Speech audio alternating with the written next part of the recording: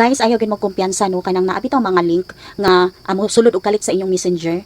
So kanang kasagaran no sa mga link ingon ana, mga sugal. Okay. So okay lang tong mga sugal nga mga legit gyud nga dili mga scam no. Naagyoy ni share na ko ani no. A friend of mine ni share siya no nga naay link nga ni kalit ra og sulod no or ni kalit ra og chat niya nga naay link. So ingon legit paldo. O karon iyang gi-open kadlawon to niya na receive. So iya yang gi-open, yang gidulaan tong link. Karon 200 ra kuno to ang iyahang gipuhunan. Tantong pagdula niya no hangtod niabot gyud siya no sa iyahang na earn niya no na earn gyud niya nasulod sa iyahang GCash ang 20k. Karon kay syempre hunahuna niya paldo na. So gusto unta niya nga iyahan ang withdrawon. Karon dili man ma-withdraw. Kinahanglan man nga padepositohon pa siya og 500 pesos para nga ma-withdraw niya. Pero dili pa gyud na tanan niya ma-withdraw. O kinahanglan toy certain amount nga iyahang ma-withdraw.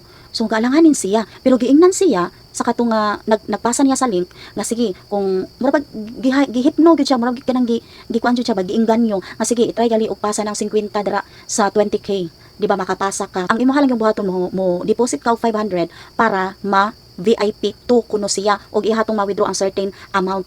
So karon iyang gipasa pud kuno ang 50 na pasa man.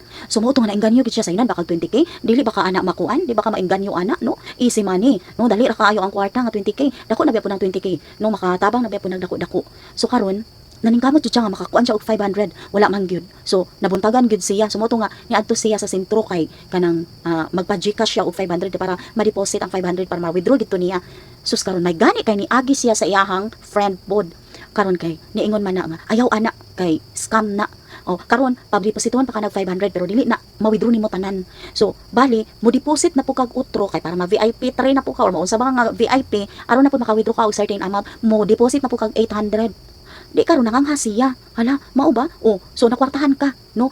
Kanabang mura ka giuwat nga, tungod lang ana nga 20k, mo deposit ka og kwarta, no? Manang wali kasagaran karon sa mga online scams, no? Nga pangwartahan ka, hatagan ka og kanang certain amount nga maukwintahay nga mao'y makuha nimo pero pa-depositohon pa kag paldo nga kwarta. O, di karon kisa may napalduhan, ikaw or sila. O, so katong nagpasa atong halin kung kinsa man to, mo to'y napaldo. Di hilak man ka.